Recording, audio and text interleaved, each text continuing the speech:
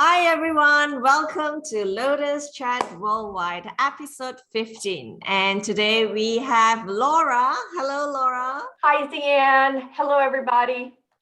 And myself. And this week we will be talking about navigating major life shifts. So I'd love to know, Laura, what are some of your major life shifts and how do you navigate around that?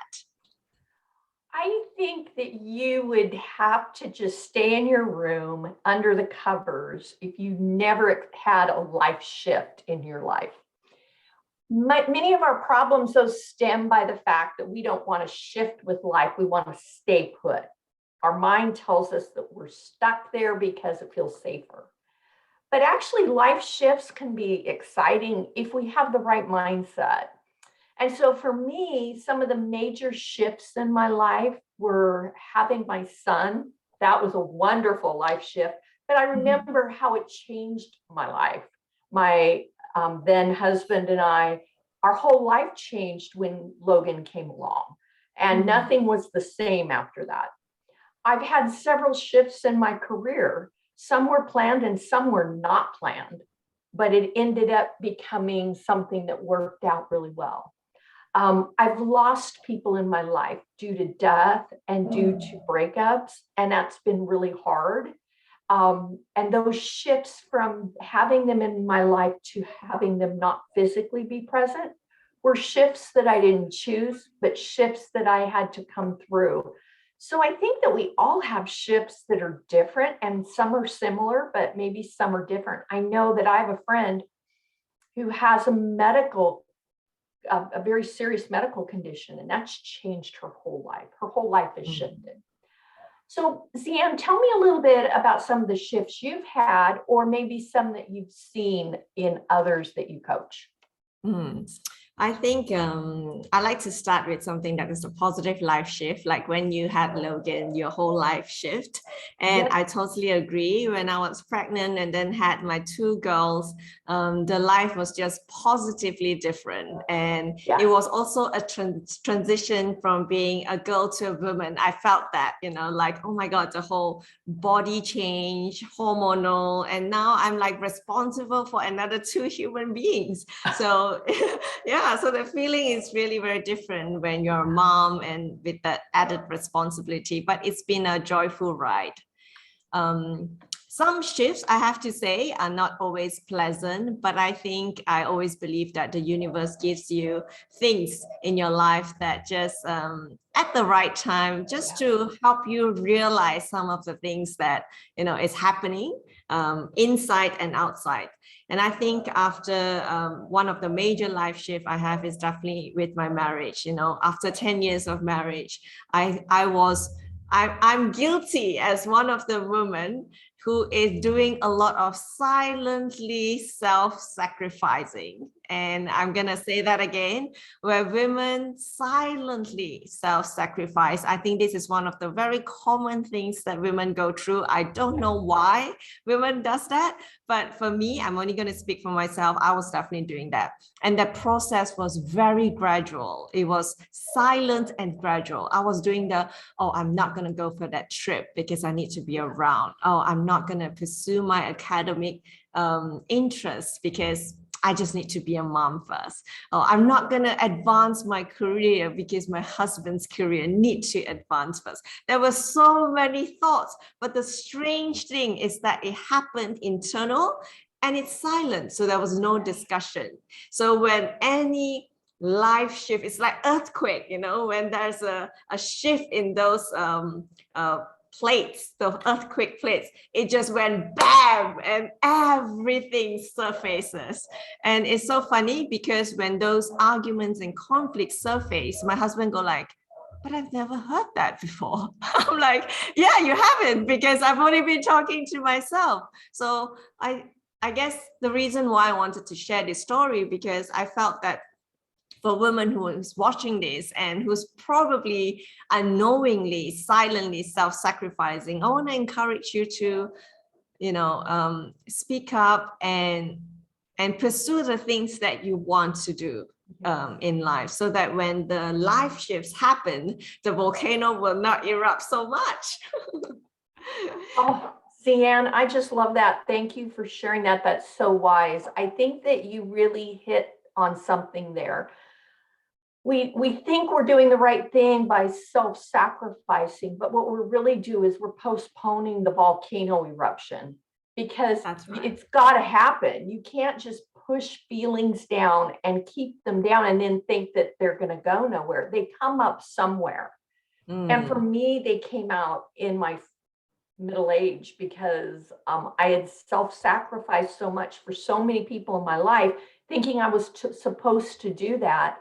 And yet there was never any peace, there was never any joy, and there was mm, never any thought. And I'll never forget the first time I met with my mentor. She asked me, well, what is it that you want? What is it that you'd like? And I couldn't answer. mm, I didn't even know what I wanted because I'd spent so much time taking care of everybody else mm, and being what they needed me to be. I didn't even know what was right for Laura or what Laura wanted. And mm. so I went on a journey. So thank you, Zian, for bringing that up. That's an excellent point. Mm. You also, Laura, you also mentioned something about, not being attached to the outcomes, when we are facing major life shifts. So tell me more about that one. Okay. So Zian will laugh at me on this because she knows me pretty well. I like to control things because if I can control it, there's safety in that. And I started that at a very young age. I lived in a house where if I could control people's emotions and their drama, then I felt safe. And so it was a practice that I learned. It wasn't a good one, but I learned it to try to keep the peace.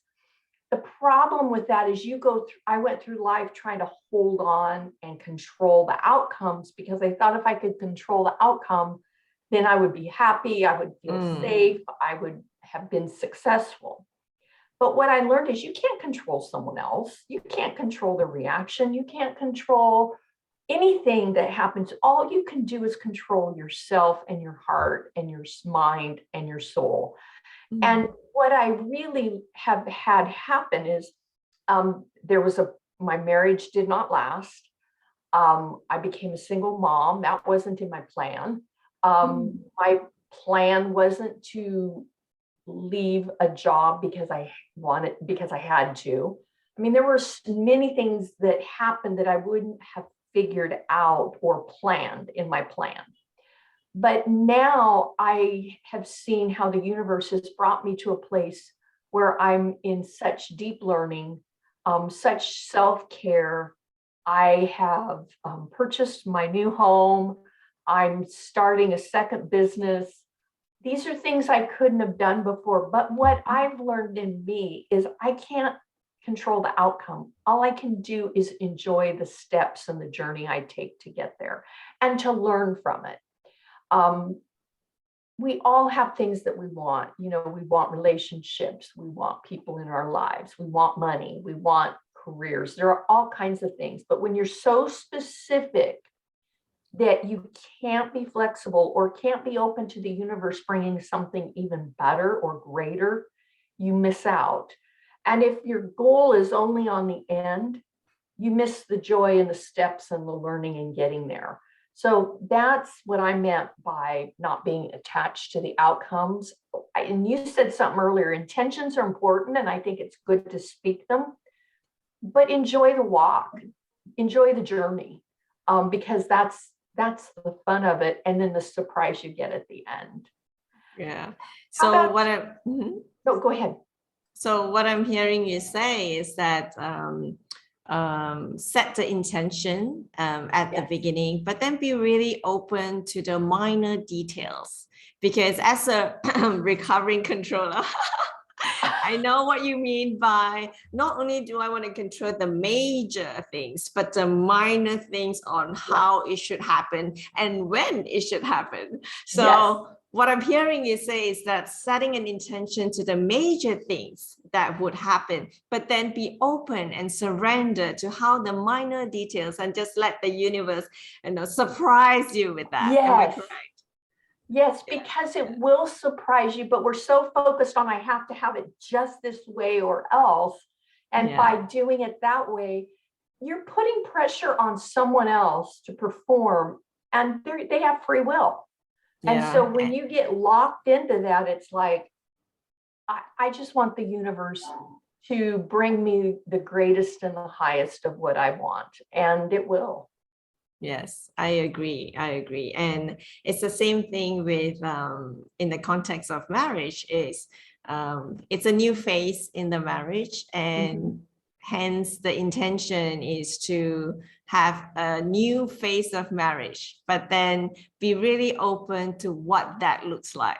Because I think 10 years before that, the minor details were planned, at this age, I'm going to have a baby, and this one, it's going to be a second baby, and then this is what's going to happen, and then we're going to move, and blah, blah, blah. So it was planned to the minor details, and hence when things did not work out and not as planned, the major life shift happens, Yeah.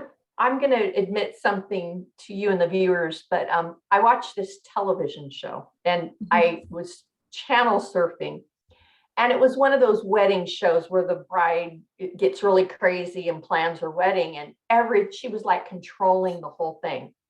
And finally, someone stopped her and said, well, after you get married and go on your honeymoon and you come home, then what? And she couldn't answer. All she wanted to do is get through the wedding. The wedding was the most important thing. Now, don't get me wrong, weddings are wonderful, but it never occurred to her what she was going to do once she got home. And I think you're kind of talking about that, Zian, that relationships are a journey, and it's the everyday part of it, rather than I got to get through the wedding and then what's next? Yeah. The other thing that I want to touch on lightly is also about expectations, which was something that you brought up really good. And I think not just in relationship, but in anything that we set our intention to, it's also on expectations. Like, what are we expecting an outcome, or what are we, setting an outcome to be? But then now currently what I'm experiencing right now is also a paradox. Like, it's intention and expectation. How different is it, Laura? That's a deep question. For me, an intention is, this is my intent. And for me, I'm buying a retirement home. I'm not ready to retire yet, but I'm planning my financial planning. And I really know in my mind what I want the house to look like, but I'm open to even better. Maybe I'll find a price that will be really great on the house that I want. Maybe I'll find something different that I'll even like better, that I didn't know was possible. So for me, the intention is, I want to find my retirement home, my forever home. And I know some of the things I like in a home, but I'm going to let the universe say, Laura, you've set your intention of what you want. We're going to bring to you that. And you don't have to stress. You don't have to read the internet real estate ads every hour. You don't have to, do all the things we do to kind of control it. Let it unfold and enjoy the journey. Enjoy going and looking and saying, this may not be it, but at least I had a great time looking. Or I saw a new place I hadn't been before. So for me, the outcome is the surprise, but the intention is, this is the direction I want to go, and this is my overall goal, and I'm partnering with the universe to get there. That's how I see it. How about you, Zian? That's really awesome. One of the word that pop out into my mind right now is open expectations. Yes. Yeah. So many times it's got to be this or else. But if we open ourselves up to new experiences, and we open ourselves up to something new, it's a great way to enjoy life. But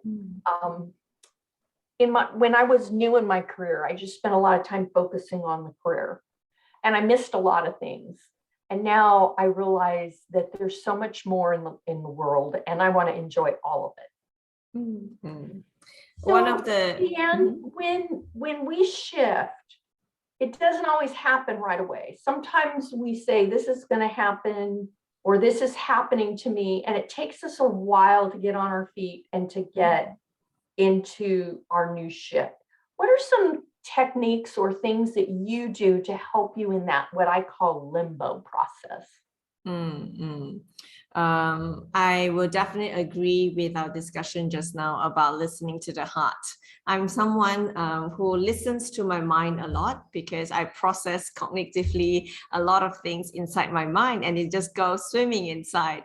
Yes. But yeah, one of the best things of ETA is that throughout this journey, I remember Coach Jess keep mentioning, get out of your head, drop into your heart. She mentioned that so many times, and that's really a practice, a constant practice that I'm still doing until right now. I always reach to my heart and ask myself, what do I really want? And the answer will not appear immediately, but when you surrender it to the heart, gradually, the answer will surface. And I want to encourage the women who's listening right now, and if they are going through any major life shifts, to really, get out of your head, go for a walk, drop into your heart, and, convert that energy of conflict into an energy of transformation. Oh, Zian, that's so beautiful. I love that. Get out of your head. There was a time in my life where my head did all the chattering, and it was amazing I could even live because my mind was. But a wise person once told me, your mind is your defense mechanism. Your mind is what says this can't happen. Be careful of this. When you're a kid and you get burned on the stove, your mind says, don't touch the stove, it might be hot. Or don't do this or this will happen, or you were hurt once, you'll be hurt again. Your mind is trying to protect you, but your heart knows what you need. And so it's a practice that I do as well. And to quiet my mind, I'll do yoga. I'll go for long walks in scenery because scenery does, like nature really calms me. I pray, anything that will help quiet me on the inside so that my heart can talk. And so for those of you who are listening that haven't done that before, I know how hard that is, but it's the best thing when you can just quiet your mind. Tell your mind that you are so grateful that it's trying to protect you, but that you really need to listen to your heart, and just thank your mind, but say, I need to listen to my heart. And you'll be surprised at how your mind will quiet after that. I agree. And when we talk about the mind, I also think that we're talking about the ego. Sometimes it's the ego that wants to talk. It's the ego that wants the last say. But yeah, sometimes, like you say, when you quiet the mind / ego, and then we can reach to the deeper part of the heart. Yes. Oh, that's beautiful. You're right. And sometimes the ego really can deceive us, trying to protect us, but we have to be really careful of that because it might keep us from doing something that's really fun or that's really important in our life, because it'll keep us away from fear. And the last thing I wanted to mention is that on navigating major life shift, I want to encourage women who's listening also to focus on the step that's right in front of you and not think about the 20 steps ahead.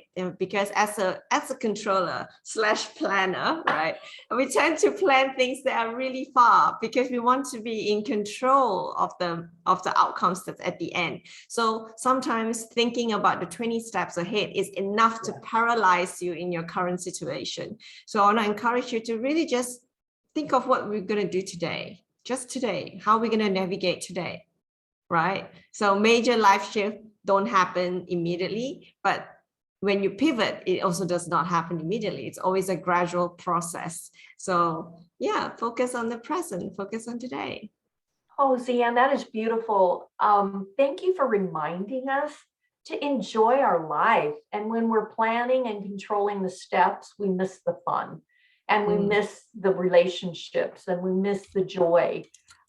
So I'm seconding Zian's great wisdom in that. Please don't miss the steps. Don't.